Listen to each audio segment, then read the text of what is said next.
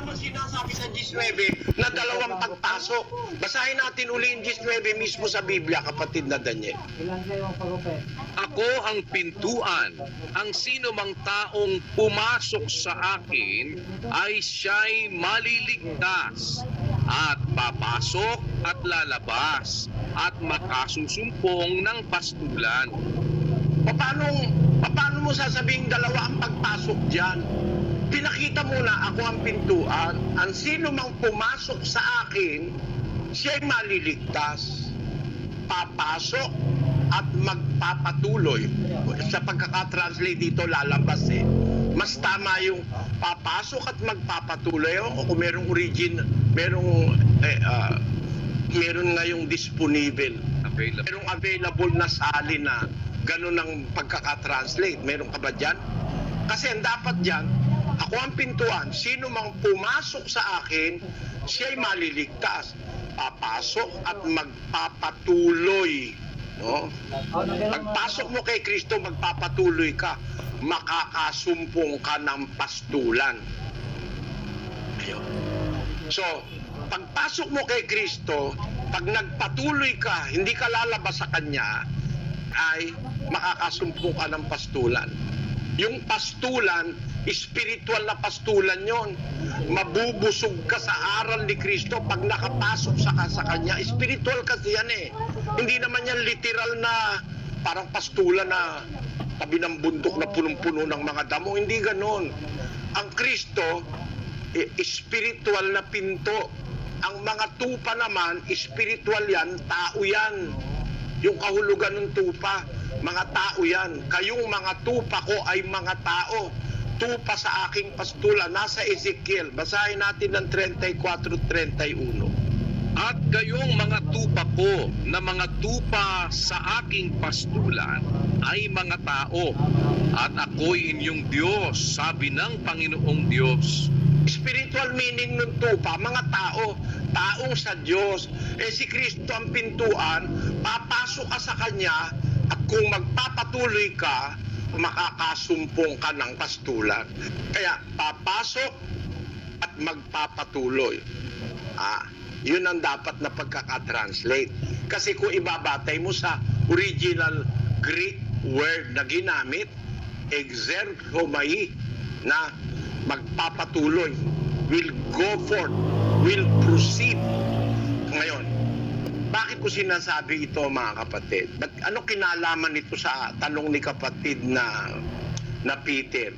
Kasi nga, ganito, ang Iglesia ni Cristo, kung gumamit ng Biblia, lahat ng salin dala-dala.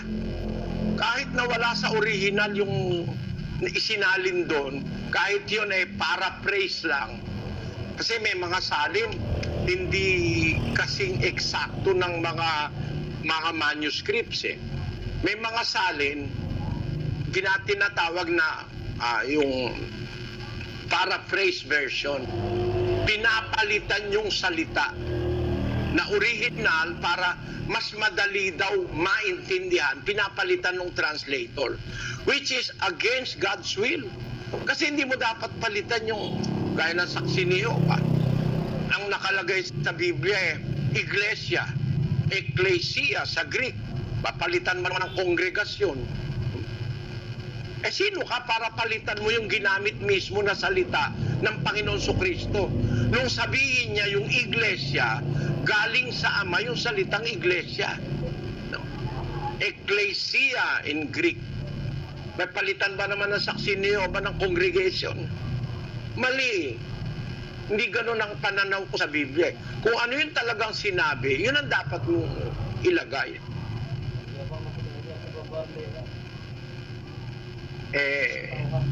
Ang sinabi, Ecclesian Tuoteo. Pinalitan mo ng Iglesia ni Cristo.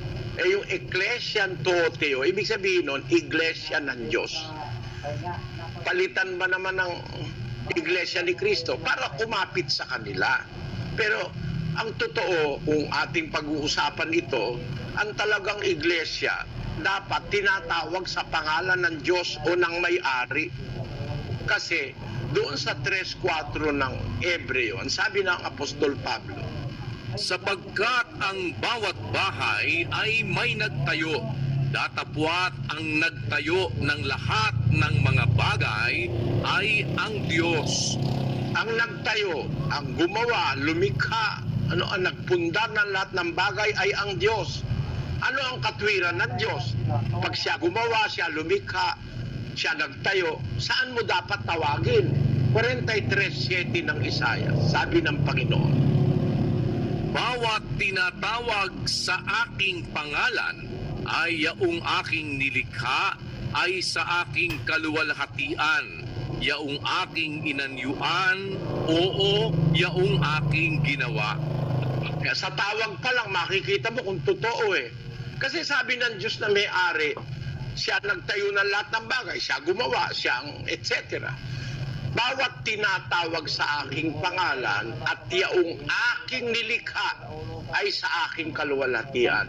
Yaong aking inanyuan, oo, yaong aking ginawa.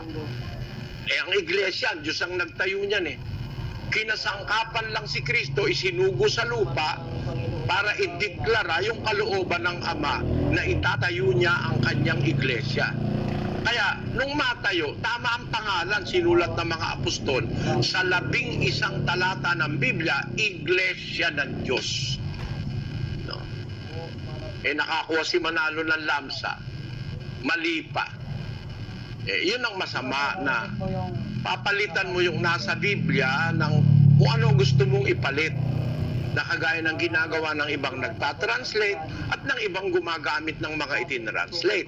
Kaya gaya nun, kailangan daw pumasok sa kawan. Hindi naman sa kawan papasok eh. Papasok ka kay Kristo. Eh, yun nga ang magnanakaw, hindi naman pumasok sa kawan yun eh. Pero maliligtas yun eh. Bakit? Eh nakapasok kay Kristo yun eh. Tinanggap niya si Kristo eh. Bago siya mamatay eh. Hindi nga nabautismohan yun eh. Wala kang kawan na napasok yun. Wala kang nakausap kahit isang kapatid sa iglesia yun eh. Pero naging dapat yun. Kaya para sabihin mo, ang hindi pumasok sa inyo, walang kaligtasan, mali agad eh. Hindi naman nakapasok yung magnanakaw. Pakita nyo sa akin na nakapasok yun. Hindi nga nabautismohan yun eh. Eh sabi ng pasugo, para ikaw makapasok sa iglesia ni Kristo, kailangan mabautismohan. Di ba meron tayong pasugo nun? Lagay mo nga, para raw makapasok, kailangan mabautismohan. November 1939, page 8, kapatid na Daniel. Upang maligtas naman ang mga tao sa huling araw na ito, kailangan ding pumasok kay Kristo sa pamamagitan ng pananampalataya. Ang pagpasok kay Kristo sa pananampalataya ay magagawa sa pamamagitan ng pagiging sangkap ng katawan ni Kristo o ng Iglesia ni Kristo. At upang ito ay mangyari, ang mga sumusunod ang mga kailangang gawin. Makinig ng mga salita ni Kristo sa pamamagitan ng pangangaral ng Iglesia ni Kristo. Sumampalataya sa napakinggan, magsisi, magbautismo sa pangalan ni Kristo. Pumasok sa Iglesia, manatiling nakalapat sa pagkakasangkap at lumakad ng nararapat sa tawag na itinawag. Yan ang paraan daw ng pagpasok sa iglesia. Magsisi, sumampalataya, makinig, sumampalataya, magsisi, magbautismo. E di, ang nakapasok ay nabautismohan. Aba, si Manalo, hindi nakapasok sa iglesia niya. Hindi siya nagpabautismo eh. Eh, halimbawa, pagpalagay mo, tama yung salita niya. Eh, yung bang, nabautismohan ba yon? Yung magnanakaw? Hindi naman nabautismohan yun eh. O ngayon, nakapasok ba yun o hindi? Ayon sa pamantayan nyo, para makapasok, dapat mabautismohan. Eh hindi nabautismohan, hindi nakapasok. Eh di kasinungalingan na agad yung sinasabi nyo na ang hindi papasok eh walang kaligtasan. Iyan ang kanilang turo eh, lalo na nung tagapangasiwa nila ngayon. Basahin natin ang pasugo. Pakinggan nyo ito mga kapatid. Hunyo 1976, pahina 29, sinulat ni Eduardo V. Manalo, hindi maliligtas ang nasa labas ng Iglesia ni Kristo. Kaya hindi raw maliligtas. At alam nyo kung ano raw ang kapalaran nung nasa labas? Pakinggan natin si Eranio Manalo. Alam ko na marami pong hindi sang-ayon sa mga kaibayo natin sa pananampalataya. Hindi sila papayag, Iglesia ni Cristo lang ang tagapagmana.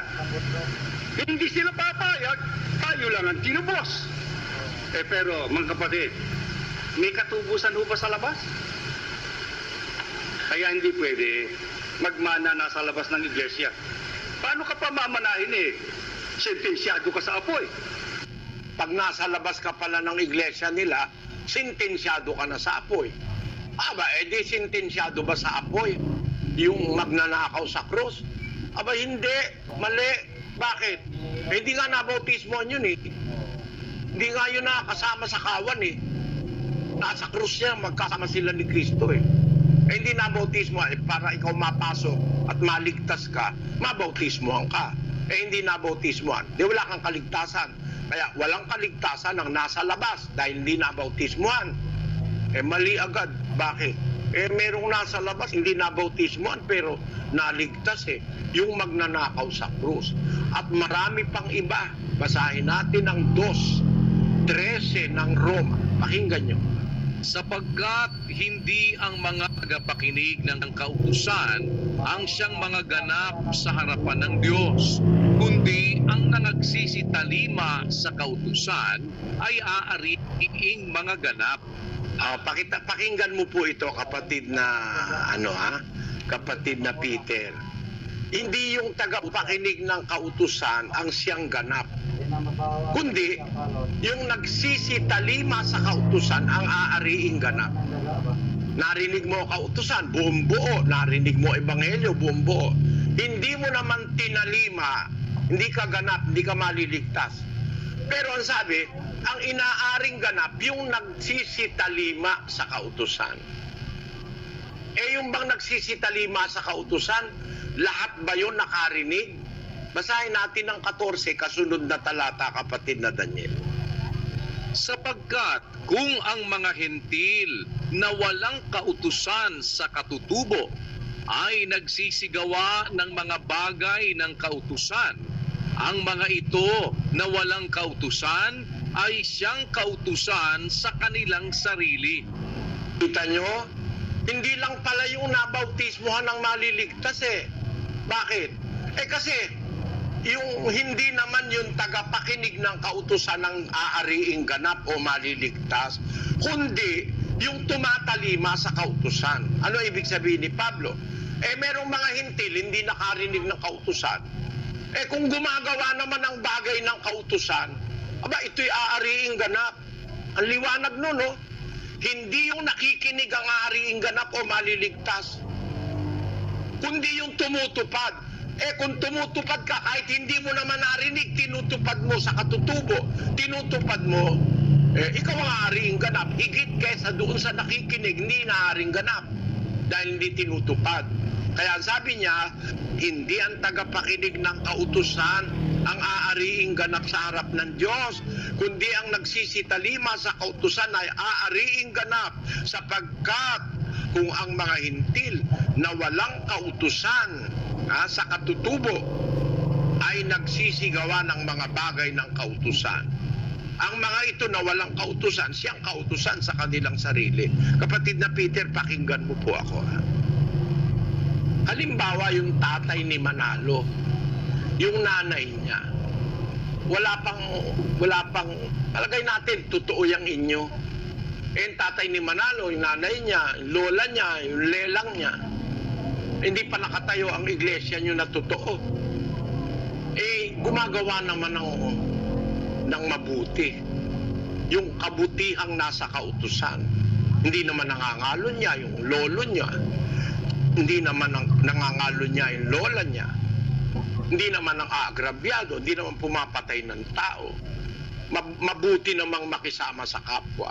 Ikaw ang Diyos ngayon. Dadalhin mo ba yun sa impyerno? Sentensyado na ba yun sa apoy? Gaya ng sabi ni Eranio Manalo. Napakalupit ng nakilala yung Diyos. Yung ipinakikilalang Diyos ng Biblia ay marunong magligtas yun kahit hindi sumasampalataya. Kahit yung tao hindi